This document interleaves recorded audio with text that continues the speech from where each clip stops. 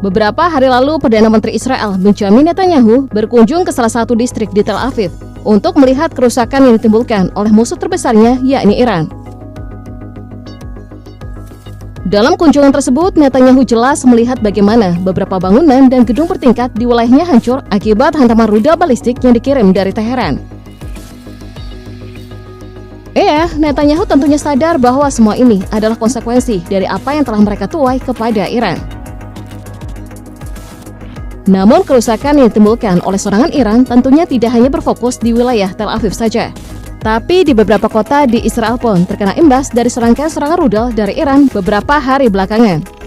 Seperti pada video ini, di mana gedung-gedung di wilayah Israel mengalami kerusakan yang cukup serius akibat bombardir dari rudal Iran. Lantas, bagaimana bisa kerusakan separah ini bisa terjadi di Israel? Apakah Iran memiliki rudal balistik yang mampu menembus seluruh sistem pertahanan udara? Atau justru ini menjadi bukti bahwa perlindungan udara Israel tidak sehebat yang dikatakan? Di sisi lain, ada isu yang tersebar mengatakan bahwa ketika Iran melancarkan serangan balasan untuk pertama kalinya, rudal balistik bernama Fatah 1 memainkan peran penting dalam menembus sistem pertahanan udara Israel.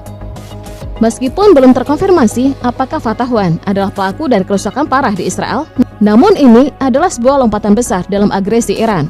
Dan lebih mengejutkannya lagi, untuk pertama kalinya dalam sejarah konflik Israel-Iran, Teheran mengibarkan bendera berwarna merah yang dikibarkan di atas kubah Masjid Jamkaran. Lalu apa arti dari pengibaran bendera merah ini? Pengibaran bendera merah tersebut bukan hanya sekedar tradisi, tapi juga sebuah simbol kuat penuh makna historis dan spiritual dalam kepercayaan Iran. Makna dari pengibaran bendera merah tersebut dikatakan sebagai simbol dari sebuah darah suci yang telah ditumpahkan tanpa keadilan dan menandakan bahwa tugas untuk menuntut balas atau keadilan masih belum selesai. Kebetulan tersebar kabar bahwa Iran sedang menyiapkan sesuatu yang lebih besar dan akan diingat oleh seluruh dunia. Ini membuat dunia khawatir karena bisa saja Iran dengan berani melancarkan serangan senjata nuklir ke Israel sebagai tuntutan balas dendam atas penyerangan di situs nuklirnya.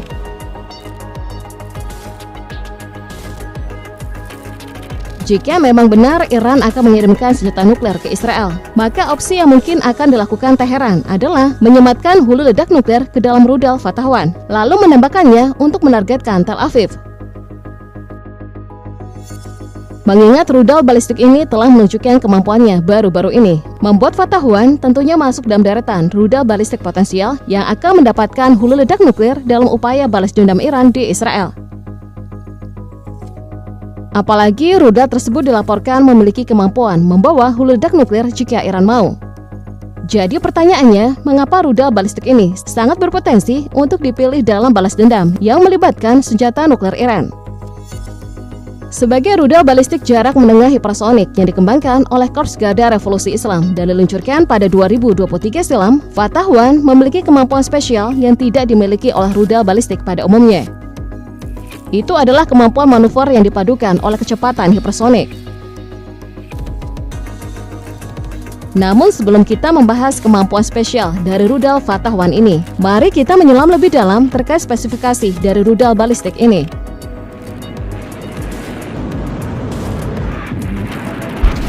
Sebagai rudal balistik yang diklaim tergolong dalam senjata hipersonik, Fatah memiliki kecepatan 13 kali kecepatan suara atau sekitar 16.000 km per jam pada fase pertengahan.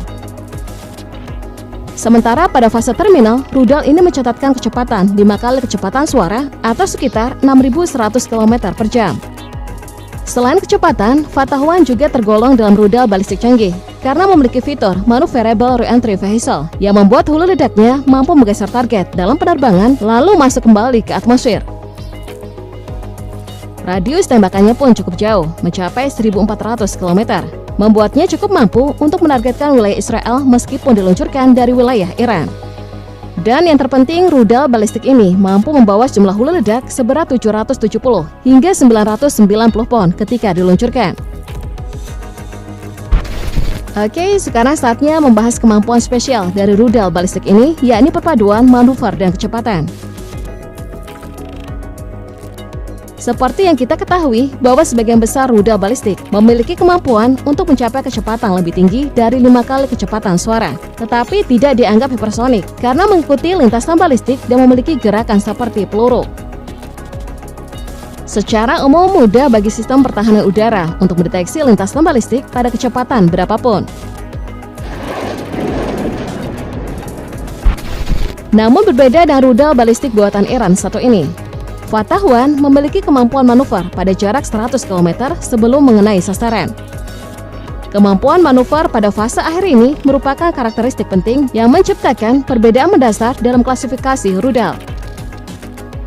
Sehingga dengan kemampuan untuk mempertahankan kecepatan 5 kali kecepatan suara yang dipadukan kemampuan manuver, membuat sistem pertahanan udara apapun tidak akan mampu mencegatnya.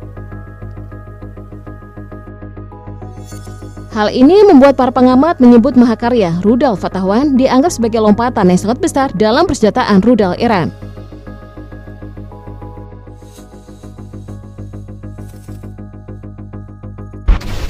Ini tentu menjadi kekhawatiran besar bagi para pemimpin Israel, di mana Iran memiliki rudal dengan teknologi canggih, sementara program nuklirnya terus berkembang tanpa batas. Apalagi sebuah laporan rahasia yang dituliskan oleh International Atomic Energy Agency atau disingkat IAEA membeberkan bagaimana perkembangan program nuklir Iran yang kian meningkat. Dalam laporan terbaru yang dirilis, IAEA mengungkapkan fakta yang sangat mengkhawatirkan. Sejak Februari 2025, Iran telah mengumpulkan lebih dari 400 kg uranium yang diperkaya hingga mencapai 60%. Angka ini jelas sangat mencolok karena jauh melampaui batas kemurnian yang dibutuhkan untuk tujuan sipil dan sudah hampir menyentuh level yang digunakan untuk pembuatan senjata nuklir.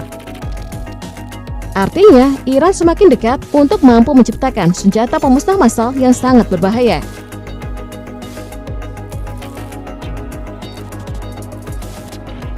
Walaupun Iran terus bersikeras bahwa program nuklir mereka semata-mata untuk keperluan damai, namun siapa yang bisa memberi jaminan bahwa mereka tidak memiliki agenda lain?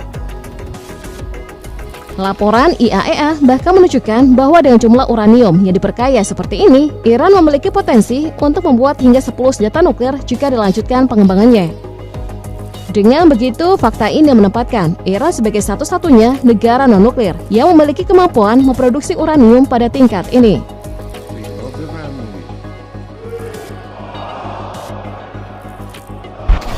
Yang lebih mencemaskan, IAEA juga mengungkapkan bahwa dalam 3 bulan terakhir, Iran telah meningkatkan produksi uranium yang diperkaya hingga 50%. Dengan kecepatan yang luar biasa ini, Iran bisa saja menghasilkan 1 senjata nuklir dalam sebulan. Namun jika kita melihat ke belakang, peningkatan produksi ini mungkin bukan kebetulan. Bisa jadi ini adalah respon dari Teheran terhadap terpilihnya Donald Trump sebagai Presiden Amerika Serikat yang segera meluncurkan kebijakan tekanan maksimal terhadap Iran. Sayangnya, alih-alih memperlambat laju program nuklirnya, kebijakan tersebut justru mendorong Iran melangkah lebih cepat ke arah kemampuan nuklir militer. Pejabat-pejabat Amerika Serikat pun mulai mengingatkan bahwa jika Iran benar-benar memutuskan untuk mengembangkan senjata nuklir, mereka bisa memproduksi bahan baku senjata dalam waktu kurang dari 2 minggu dan dalam hitungan bulan. Bisa saja bom nuklir pertama mereka siap untuk diluncurkan. Penilaian terbaru dari IAEA yang lebih mendalam dan menyeluruh ini juga menyingkap sejarah gelap program nuklir Iran, termasuk aktivitas-aktivitas rahasia yang terus berlangsung hingga awal 2000-an. Temuan-temuan ini semakin mempertegas kekhawatiran global terhadap niat sejati Iran dalam mengembangkan senjata nuklir. Lantas, apakah sampai hari ini Iran masih berpotensi memiliki senjata nuklir untuk diluncurkan ke Israel? Mengingat Israel telah menghancurkan beberapa lusin situs nuklir Iran. Meskipun Israel telah menghancurkan seluruh situs nuklir Iran, namun tidak ada yang tahu pasti apakah Teheran memiliki senjata nuklir atau tidak. Sehingga sampai hari ini Iran masih berpotensi melancarkan serangan nuklir ke Israel jika mereka ingin. Terlebih lagi, pengibaran bendera merah di Iran telah meningkatkan kekhawatiran bahwa Teheran akan melancarkan pembalasan yang paling mematikan kepada Israel.